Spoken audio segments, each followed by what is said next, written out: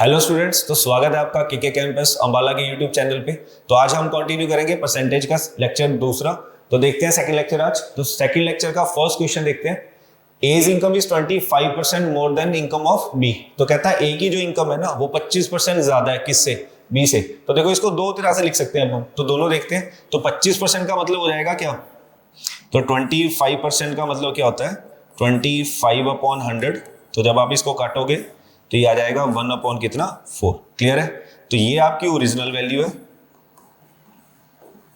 ठीक है, और ये आपका क्या है? इंक्रीज है। तो फिर इसका मतलब ये हुआ कि अगर उसकी इनकम 4 थी तो अब बढ़ के कितनी होगी 5। तो देखते हैं। तो दो काम कर सकते हो, या तो हम यूनिट वैल्यू में रख सकते हैं। अगर यूनिट वैल्यू में रखेंगे तो क्या लिखेंगे फिर? तो देखो ए की इनकम 25% ज्यादा है ना, तो इसका मतलब अगर बी 4 है तो फिर ए कितना हो जाएगा? 5। क्लियर है? तो देखो ऐसा ही है, कहता है ए की इनकम 25% ज्यादा है, तो 25% का मतलब 1 है, तो इसका मतलब अगर उसकी इनकम 4 है तो दूसरे वाले की कितनी हो जाएगी? 5। तो अगर ए की इनकम बी की इनकम 4 है तो ए की इनकम कितनी होगी फिर? 5 होगी। अब दूसरा काम क्या कर सकते हो आप? फ्रैक्शन वैल्यू अगर छोड़ दो तो 25% का मतलब ये हुआ कि अगर बी की वैल्यू 100 है तो इसका मतलब ए उससे 25% ज्यादा है, तो फिर ए कितना होगा? 125 होगा। तो इसी को हम ऐसे भी लिख सकते हैं कि अगर आपके पास ए और बी यहां ले लें, तो अगर मान लो बी 100 है तो ए की वैल्यू अगर 25 ज्यादा है तो ये कितना हो जाएगा? 125 हो जाएगा। क्लियर है? चलो, तो लेकिन होगा देखो वही, अगर इसको मैं 5 पे काट दूं तो ये फिर से वैल्यू कितनी बन जाएगी? 4 और 5 ही हो जाएगी। क्लियर है? आगे देखते हैं क्या मांगा। कहता है income of B is how much % less than A. कहता फिर ये बता दो बी की इनकम जो है ना वो ए से कितनी कम है। तो देखो अगर बी के पास 4 है और ए के पास कितना है? 5 है, तो इसका मतलब बी के पास कितना कम है? 1 कम है। तो फिर इसका मतलब बी के पास 1 कम है, और किसकी रिस्पेक्ट में? ए की रिस्पेक्ट में। इनटू कितना? 100। तो काट देते हैं बेटा, तो आपके पास आंसर आ जाएगा कितना? 20%।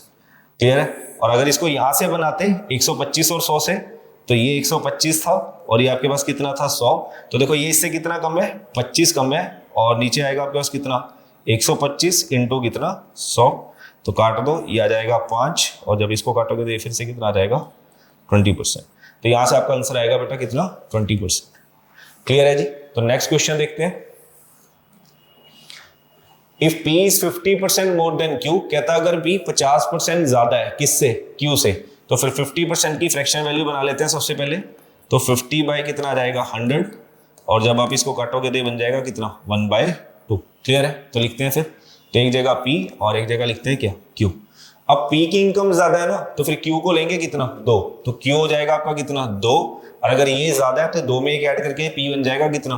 3। क्लियर है? आगे देखते हैं। Q is how much % less then P। कहता Q P से कितना कम है ये बता दो। तो Q देखो P से कितना कम है? 1 कम है, और नीचे क्या आएगा? 3 इंटू कितना? 100। तो काट देते हैं इसको बेटा। तो जब इसको काटोगे तो आपके पास आ जाएगा 33.33%। क्लियर है? तो नेक्स्ट क्वेश्चन देखते हैं। If income of A is 20% less than B. कहता इनकम ऑफ जो ए है ना वो 20% कम है किससे? बी से। तो 20% की फ्रैक्शन वैल्यू आएगी आपके पास कितनी? 20/100, और जब काटोगे तो ये बन जाएगा बेटा आपके पास कितना? 1/5। क्लियर है? तो ए की इनकम कम है ना, तो देखो जिसकी भी इनकम कम या ज्यादा होती है ना उसको नीचे वाली वैल्यू हमेशा कभी नहीं बनानी, तो दूसरे वाले की बनाएंगे। तो अगर ए की इनकम 20% कम है तो इसका मतलब फिर बी को मान के चलेंगे कितना? 5। तो फिर यहाँ लिखते हैं। तो यहाँ जाएगा ए, यहाँ जाएगा बी, तो फिर बी को पकड़ते हैं कितना? 5। आज देखो पहले ज्यादा होती थी तो 5 में एक ऐड करके 6 लिखते थे। इस बार इनकम क्या है? कम है, तो फिर 5 में से कम करके कितना लिखेंगे? 4। तो अगर ये 5 है तो ये कितना हो जाएगा? 4। आगे देखते हैं क्या करें। कहता then income of B is how much % more than A. कहता फिर ये बता दो कि बी की इनकम ए से कितनी ज्यादा है।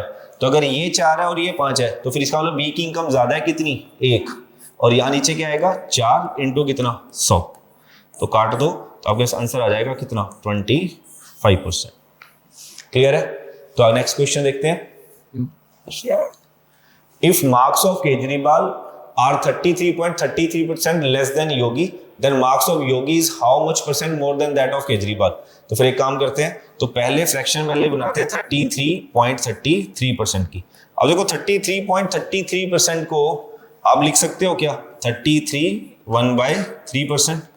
तो ये फर्दर जब सॉल्व होगा तो 33 इंटू 3 ये हो जाएगा आपका 99, और 1 कितना? 100। तो 100/3 इंटू कितना? 100। तो 100 से 100 कट जाएगा, तो आपके पास फ्रैक्शन वैल्यू बनेगी कितनी? 1/3।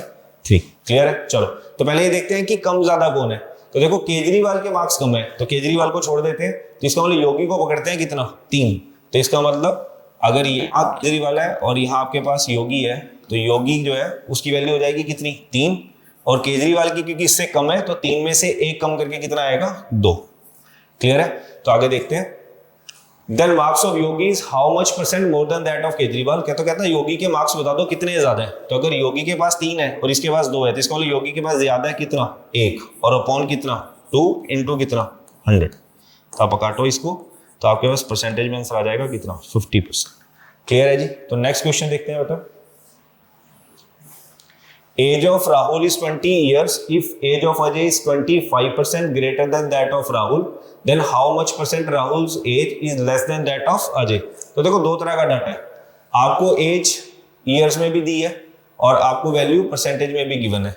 बट आप ये देखो कि आपको जो ऑप्शंस गिवन है वो किस में गिवन है, वो परसेंटेज में भी गिवन है। तो फिर ये वाली वैल्यू हमें यूज करने की जरूरत ही नहीं है क्योंकि परसेंटेज का आंसर तो परसेंटेज से ही आ जाएगा। तो फिर परसेंटेज को पकड़ते हैं तो 25% का मतलब हो जाएगा कितना, तो 25% आपका होगा 25 अपॉन कितना 100। तो जब आप इसको काटोगे तो आपका आंसर आ जाएगा कितना 1/4। क्लियर है? चलो देखते हैं। Ajay is 25% greater than that of Rahul. तो अजय जो है वो इससे ज्यादा है ना, तो अजय को नहीं लेंगे 4 फिर। तो अगर अजय उससे ज्यादा है तो फिर अजय को छोड़ देते हैं, इसका मतलब राहुल को पकड़ते हैं कितना 4, और क्योंकि ये ज्यादा है तो फिर 4 और 1 कितना हो जाएगा 5, तो इसकी वैल्यू आ जाएगी कितनी 5।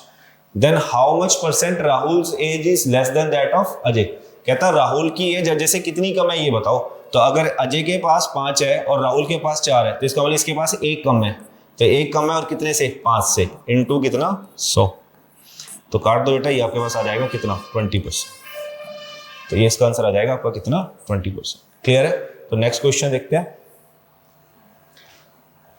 इफ राजधानी इज 16 2/3% स्लोअर देन शताब्दी। तो राजधानी स्लो है किससे, शताब्दी से। तो फिर पहले बनाते हैं fraction value.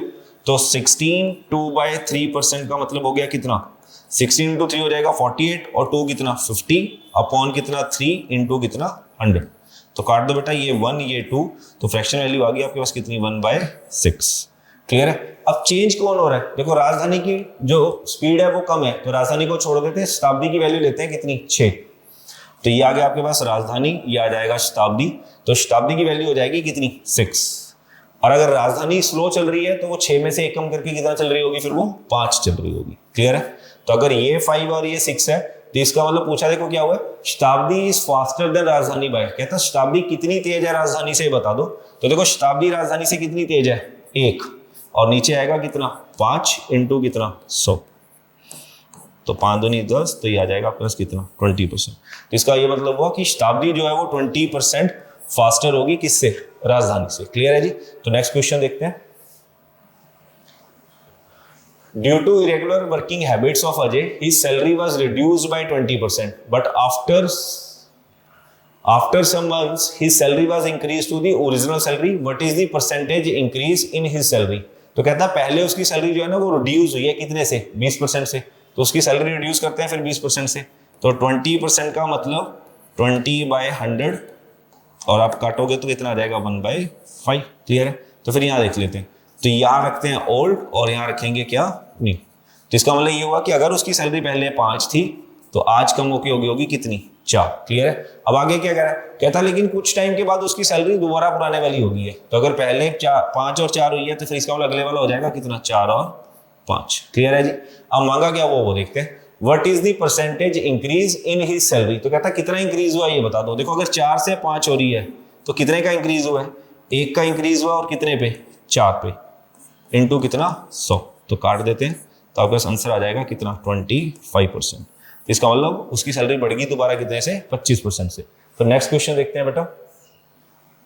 The price of sugar is increased by 25%, then by how much % the consumption decreases so that the expenditure remains same।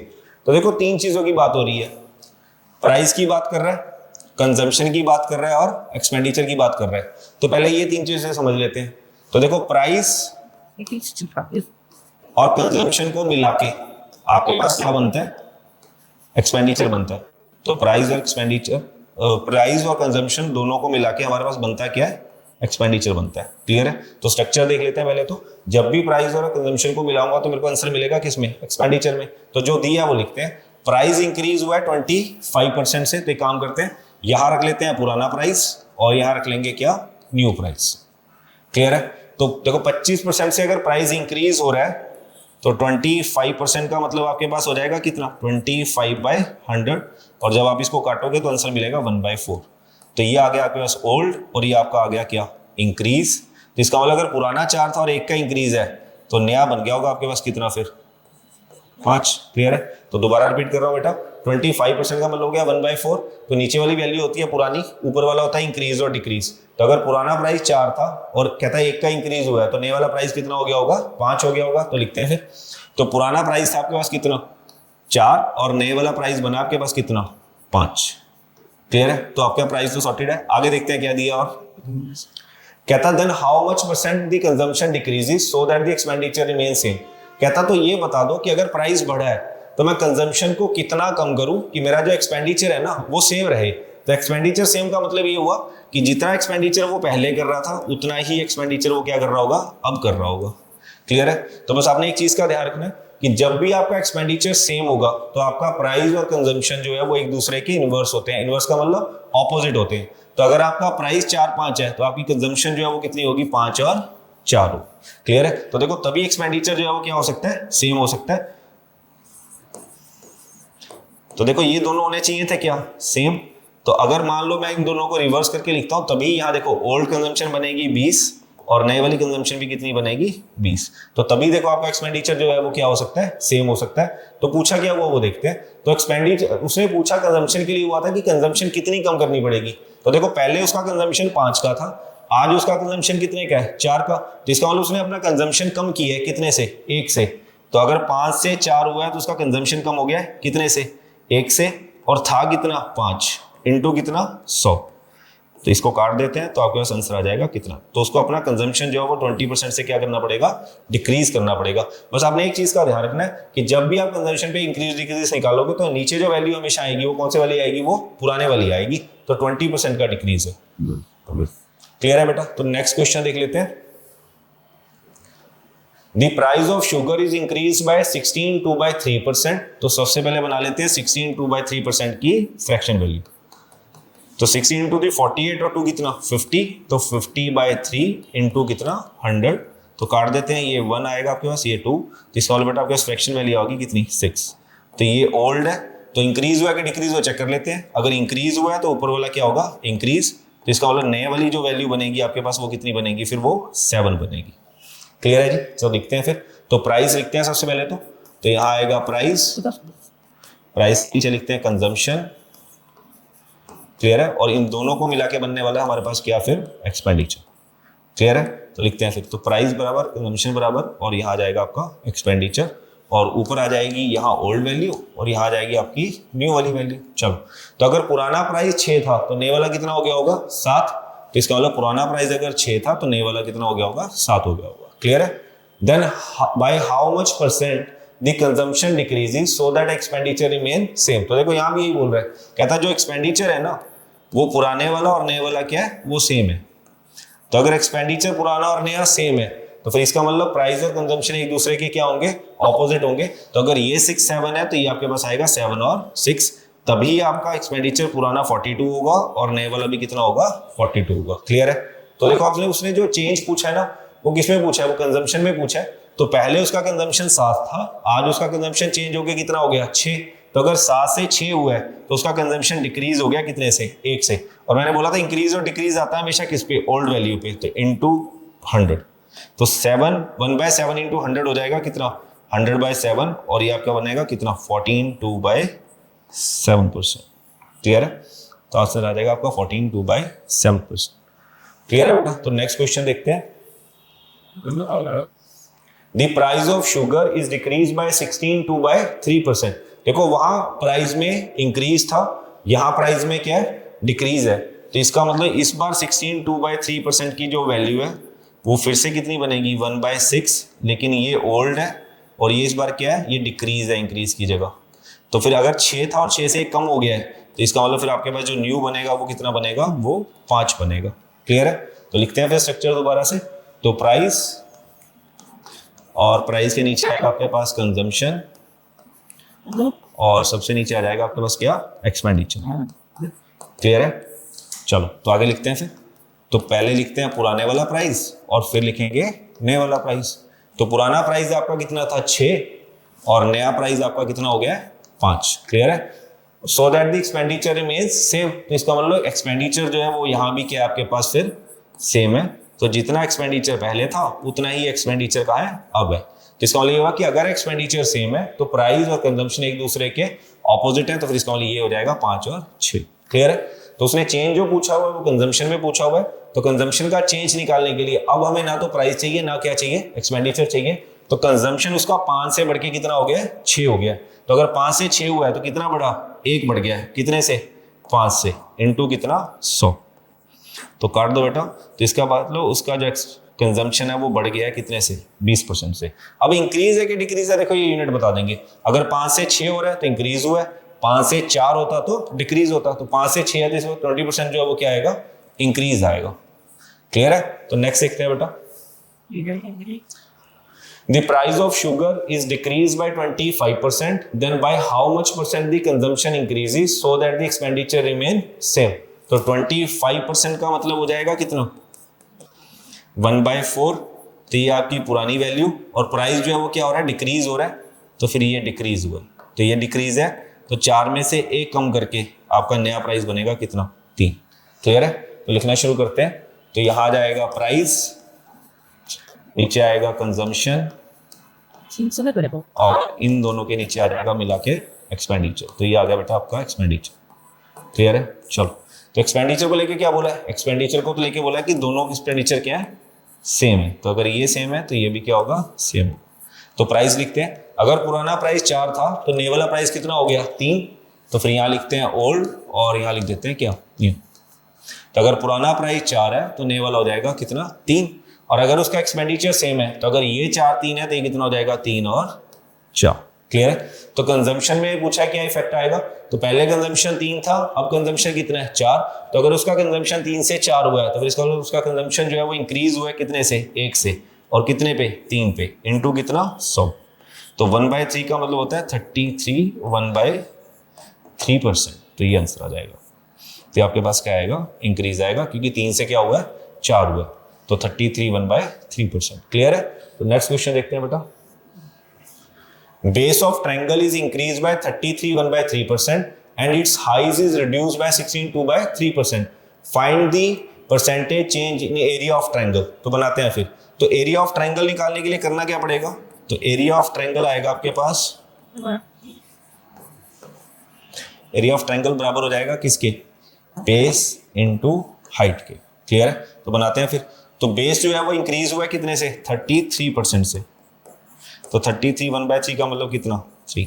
तो ये ओल्ड, ये आपका इंक्रीज, तो इसका मतलब न्यू आ जाएगा कितना, 4। क्लियर है? और ये बात किसकी हो रही है, बेस की हो रही है। अगर बेस की कर लिया तो फिर हाइट की भी कर लेते हैं। हाइट के केस में क्या बोल रहा है, कहता रिड्यूस हुआ है कितने से, 16 2/3% से। तो 16 2/3% का मतलब हो जाएगा बेटा कितना, 1/6। तो ये पुराना हो जाएगा, ये रिड्यूस हुआ है। तो फिर नए वाला बनेगा कितना, 6 में से 1 कम करके 5। क्लियर है? तो देखो बेस और हाइट दोनों मिल गए। तो लिखना शुरू करते हैं फिर। तो बेस के नीचे आएगा हाइट, और इन दोनों को मिला के बन जाएगा आपके पास क्या, एरिया। क्लियर है? तो ये पुराने वाला बेस हो जाएगा, ये नए वाला बेस हो जाएगा, और यही पुराने वाली हाइट आ जाएगी और वहां नए वाली हाइट आ जाएगी। तो देखते हैं फिर। तो बेस को लेके क्या बोला था, कहता पहले 3 था, अब कितना हो गया, 4। तो पहले बेस 3 था, अब बेस हो गया कितना, 4। और हाइट को लेके क्या बोला, कहता पहले हाइट 6 थी, अब कितनी हो गई है, 5। तो पहले 6 थी, अब कितनी हो गई है, 5। क्लियर है? तो फिर बनाते हैं एरिया। तो 6 × 3 हो जाएगा 18, और वो जाएगा कितना, 20। तो इसका मतलब ये हुआ कि अगर उसका एरिया पहले 18 था तो आज इंक्रीज हो गया, कितना हो गया, 20 हो गया। और अगर एरिया 18 से 20 हो गया है तो देखो इंक्रीज आया कितने का, 2 का। तो 2 का इंक्रीज है कितने पे, 18 पे, इनटू कितना, 100। तो काट दो, तो ये आएगा आपके पास 1 और ये आएगा 9। तो 1/9 इंटू 100, ये हो जाएगा बेटा आपके पास 11 1/9%। आपका आंसर आ जाएगा 11 1/9%। क्लियर है? तो नेक्स्ट क्वेश्चन देखते हैं। Length of rectangle is increased by 50% and its area is increased by 20%. Find effect on breadth of the rectangle. तो पहले एक चीज देख लेते हैं कि एरिया ऑफ रेक्टेंगल, देखो एरिया ऑफ रेक्टेंगल जो है वो बराबर होगा किसके, लेंथ इनटू ब्रेथ के। क्लियर है? चलो तो दिया क्या वो देखते हैं। सबसे पहले हमें लेंथ दी है 50% से, तो पहले लेंथ को बना लेते हैं। तो लेंथ जो है कहता है 50% से इंक्रीज है, तो इंक्रीज है तो 50 अपॉन कितना 100, तो जब आप काटोगे तो 1 बाय कितना आ जाएगा 2, तो ये ओल्ड और ये आ जाएगा आपके पास क्या इंक्रीज, तो फिर न्यू भी बन जाएगा कितना 3। इसका मतलब ये हुआ कि लेंथ तो जो है वो पहले 2 थी और अब चेंज होगी कितनी हो गई है 3 हो गई है। चलो तो अब देखो आपके पास ब्रेथ तो गिवन नहीं है, दिया क्या हुआ है एरिया दिया है, कहता है एरिया जो है ना वो बढ़ गया है कितने से 20% से, तो फिर एरिया को रख देते हैं यहाँ। एरिया 20% से अगर इंक्रीज हो रहा है तो 20% का मतलब होता है 1/5, तो ये ओल्ड और ये आपके पास क्या आ जाएगा इंक्रीज।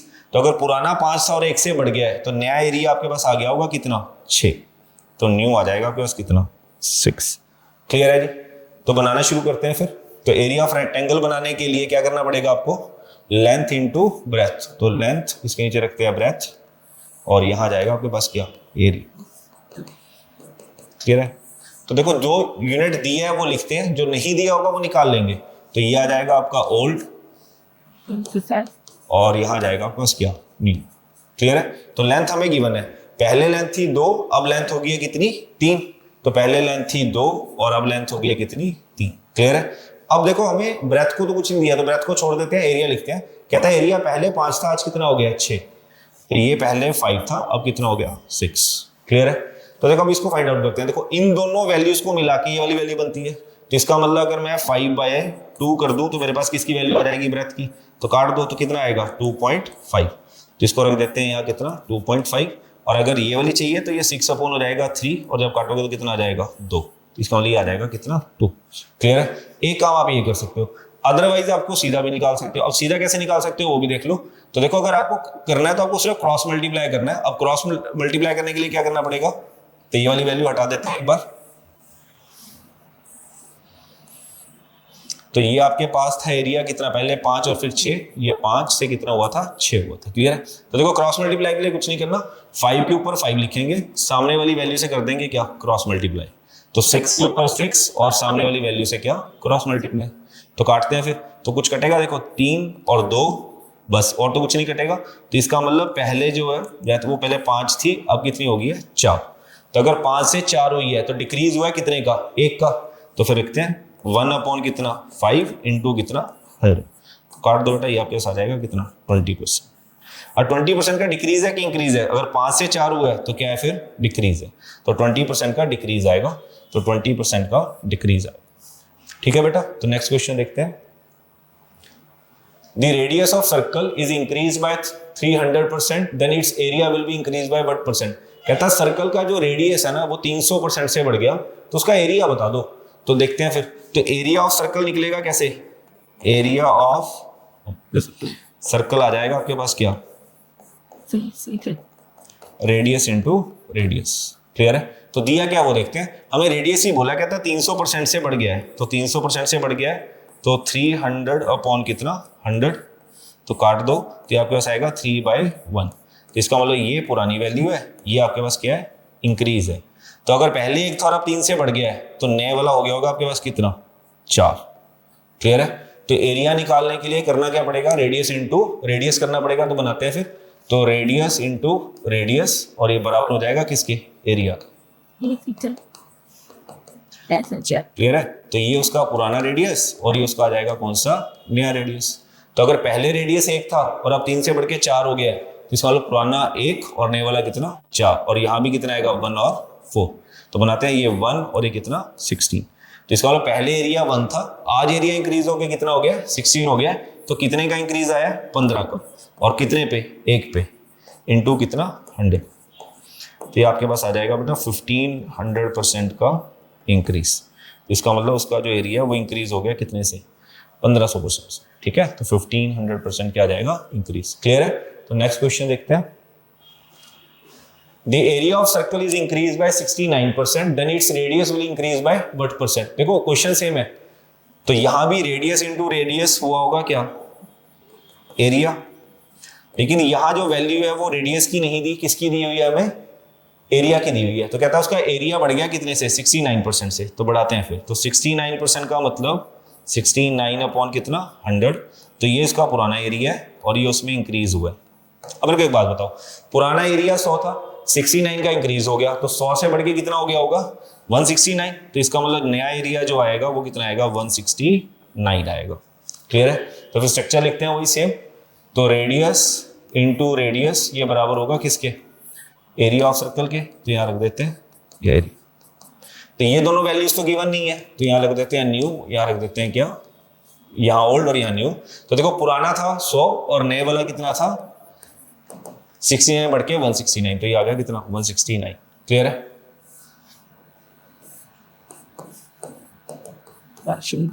चलो, तो इसका मतलब ये हुआ कि दो सेम वैल्यूज होंगी जिसको मल्टीप्लाई करके कितना आया होगा 100, और ऐसे ही इस तरफ दो सेम वैल्यूज जिसको मल्टीप्लाई करके कितना आया होगा 169।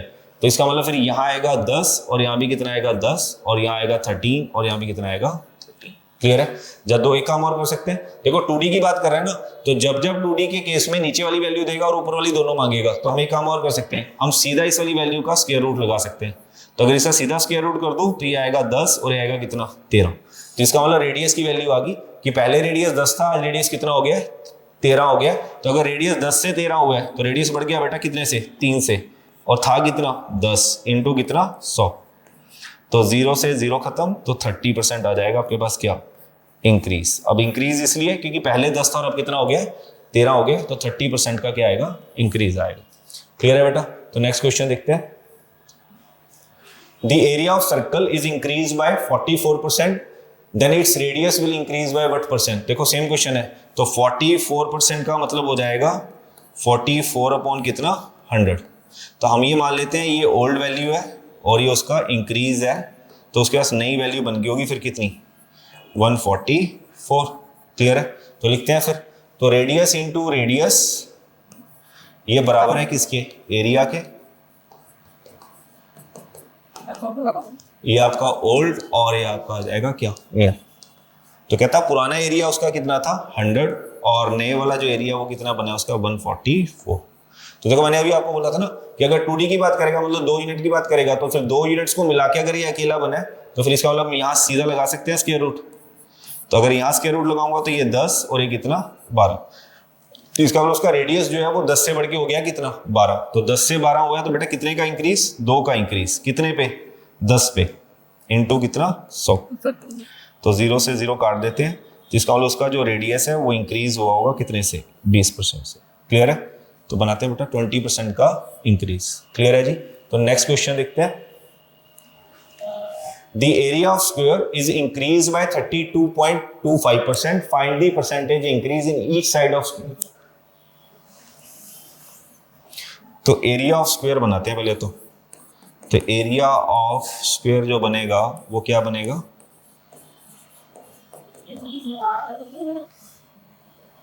Side into side. क्लियर है। चलो, तो अगर एरिया बढ़ा है उसका कितने से 32.25% से, तो इसका क्या मतलब हुआ, इसको बढ़ा देते हैं 32.25 अपॉन कितना 100। तो इसका मतलब ये पुराने वाली वैल्यू है और ये आपके पास क्या है इंक्रीज आया, तो फिर आपके पास नए वाली जो वैल्यू बनेगी वो कितनी बनेगी, वो बनेगी 132.25। ठीक है। तो वही किया जो पहले कर रहे थे, तो ये पुराने वाला, ये अगर ये इंक्रीज है तो इंक्रीज होकर कितना हो गया होगा, इतना हो गया होगा। ठीक है। तो बनाते हैं फिर, तो साइड इंटू साइड से बनेगा आपका क्या एरिया। तो रख देते हैं फिर यहाँ एरिया, तो साइड इंटू साइड तो दिया नहीं, यहाँ रखते हैं पुराने वाला और यहाँ रखेंगे क्या नए वाला। अब हमारे पास जो वैल्यूज हैं वो एरिया की वैल्यूज हैं। देखो, तो एरिया की जगह लिखते हैं फिर, तो पुराना एरिया क्या था 100 था, नए वाला जो है वो 132 पॉइंट कितना बना है 25 बना। क्लियर है। तो काटते हैं फिर, तो देखो जब यहाँ से पॉइंट हटेगा तो यहाँ आ जाएंगी 2 0, तो ये आपके पास बन गया कितना 1 2 3 4, रेशियो कितना 1 3 2 2 5। क्लियर है। चलो, तो बनाते हैं फिर, तो काटते हैं, बहुत बड़ा है तो 25 से काट लेते हैं, 25 चौका 100 400, 25 5 125, 25, 30, 72, 25 दूना 50, 25 नया 225। ठीक है, तो फिर यहाँ लगाते हैं हम स्क्वायर रूट, तो ये आ जाएगा 20 और ये आ जाएगा कुछ कितना 23। ठीक है, तो 20 से अगर 23 हो रहा है तो कितने का इंक्रीज आ रहा है, तो 3 का इंक्रीज आ रहा है कितने पे 20 पे, और इनटू कितना 100, तो इसको काट देते हैं 5, तो इसका मतलब आपके पास 15% का इंक्रीज होने वाला है। तो अगर 20 से बढ़ के 23 हुआ है तो फिर 15% से वो बढ़ गया होगा, तो 15% का क्या आएगा इंक्रीज आएगा बेटा। क्लियर है, तो नेक्स्ट क्वेश्चन देखते हैं। Length and breadth of a rectangle is increase by 10% and 20%, what will be the percentage increase in the area of rectangle. तो एरिया ऑफ रेक्टेंगल हमने अभी किया था, तो एरिया ऑफ रेक्टेंगल हो जाएगा बराबर किसके, लेंथ इंटू ब्रेथ के। चलो तो देखते हैं, तो लेंथ बढ़ी है कितने से, कहता है 10% से, तो लेंथ बढ़ी है 10% से, तो 10% का बोल दो कितना 1/10, तो ये उसकी ओल्ड वैल्यू, ये उसका इंक्रीज, तो इसका मतलब नई लेंथ बन गई होगी उसके पास कितनी 11। क्लियर है, तो ब्रेथ को लेके देखते हैं क्या बोला, तो ब्रेथ कहता है जो है वो 20% से बढ़ रही है, तो 20% से बढ़ रही है तो ये आएगा 1/5, तो ये पुराने वाली होगी, ये हो गया इंक्रीज, तो इसका मतलब नए वाली बनेगी कितनी 6। डन है जी, तो दोनों इंक्रीज है, तो दोनों इंक्रीज करके लिख दिए, तो वैल्यूज बनानी शुरू करते हैं। तो लेंथ इंटू ब्रेथ ये आपके पास बना देगी क्या, एरिया ऑफ रेक्टेंगल, तो यहाँ रख देते हैं एरिया, तो ये आ जाएगा आपका ओल्ड और ये आ जाएगा आपका। क्लियर है, तो लेंथ को देखते हैं, तो लेंथ पहले 10 थी अब कितनी होगी है 11, तो पहले लेंथ 10 थी अब कितनी होगी है 11, और ब्रेथ को लेके बोला कहता है पहले ब्रेथ 5 थी आज कितनी है 6, तो पहले ब्रेथ 5 थी और आज कितनी है 6। क्लियर है, तो ये हो जाएगा आपका 50, रेशो कितना 66। क्लियर है, तो इसका मतलब अगर एरिया पहले 50 था तो आज 16 बढ़ के कितना हो गया 66, तो एरिया में इंक्रीज हुआ है कितने का 16 का, कितने पे 50 पे इंटू कितना 100, तो काट दो ये आएगा आपके पास 2, तो आपके पास बेटा आंसर आ जाएगा 32% इंक्रीज। क्लियर है, तो 32% का आएगा क्या इंक्रीज। क्लियर है, तो नेक्स्ट क्वेश्चन देखते हैं। Length of cuboid is increase by 20%, breadth is increase by 30% and height is decrease by 50%, find the effect on volume. तो हमें वॉल्यूम चाहिए किसका, क्यूबॉइड का, तो क्यूबॉइड का जो वॉल्यूम है वो बराबर होगा किसके, लेंथ इंटू ब्रेथ इंटू क्या आएगा आपके पास हाइट। ठीक है, तो length into breadth into height, तो लेंथ इंटू ब्रेथ इंटू क्या हाइट। क्लियर है, तो लिखना शुरू करते हैं फिर। तो लेंथ जो है वो 20% से इंक्रीज है, तो 20% इंक्रीज है, तो अगर 1/5 है तो ये आपकी ओल्ड, ये इंक्रीज, तो नए वाली आ जाएगी आपके पास कितनी फिर 6। ठीक है जी, चलो तो ये बात हो रही थी किसकी, लेंथ की। तो लेंथ के बाद देखते हैं क्या दिया हुआ, लेंथ के बाद दिया हमें ब्रेथ कितनी, कहता है ब्रेथ जो है वो भी इंक्रीज हुई है 30% से, तो 30% रख देते हैं, तो 30% बराबर हो जाएगा 3/10, तो ये ओल्ड, ये आपका इंक्रीज, तो न्यू बन गया आपके पास कितना फिर 13। क्लियर है, तो अगला बनाते हैं। तो ब्रेथ के बाद हमें दी हुई है क्या हाइट, लेकिन हाइट कहता है इंक्रीज नहीं हुई है, डिक्रीज हुई है कितने से 50% से, तो 50% का मतलब 1/2, तो ये आपका ओल्ड और ये आपका बनेगा क्या डिक्रीज, तो 2 से 1 कम करके कितनी होगी 1 होगी। क्लियर है, चलो तो बनाते हैं। And the height is decrease by 50%। ठीक है, क्लियर है जी, तो लिखना शुरू करते हैं फिर। तो पहले लिखते हैं लेंथ, फिर लिखेंगे ब्रेथ और लास्ट में लिखते हैं क्या आपकी हाइट। क्लियर है, तो ये आपका बना देगा क्या वॉल्यूम। चलो तो ये पुराना और ये आ जाएगा आपके पास क्या न्यू। तो लेंथ को लेके देखते हैं क्या बोला था, तो लेंथ पहले 5 थी अब कितनी हो गई है 6, तो पहले 5 थी अब कितनी हो गई है 6। क्लियर है, तो आगे देखते हैं। ब्रेथ को लेके क्या कह रहा है, कहता है पुरानी ब्रेथ थी 10 और नई ब्रेथ कितनी हो गई है 13, तो ये पुराने वाली थी 10 और नई वाली हो गई है कितनी 13। और देखो हाइट को लेके क्या बोला है, हाइट कहता है पहले अगर 2 थी तो आज कितनी होगी है 1, तो हाइट अगर पहले 2 थी तो आज कितनी होगी है 1। क्लियर है, तो काट लेते हैं, कुछ कट रहा है तो काटो, 6 कम 6 नहीं कटेगा, तो इसको काट देते हैं 2 3 2 5, बस और कुछ नहीं कटेगा, तो 25 गुना 50 ये आ जाएगा और 13 × 3 39 ये आ जाएगा।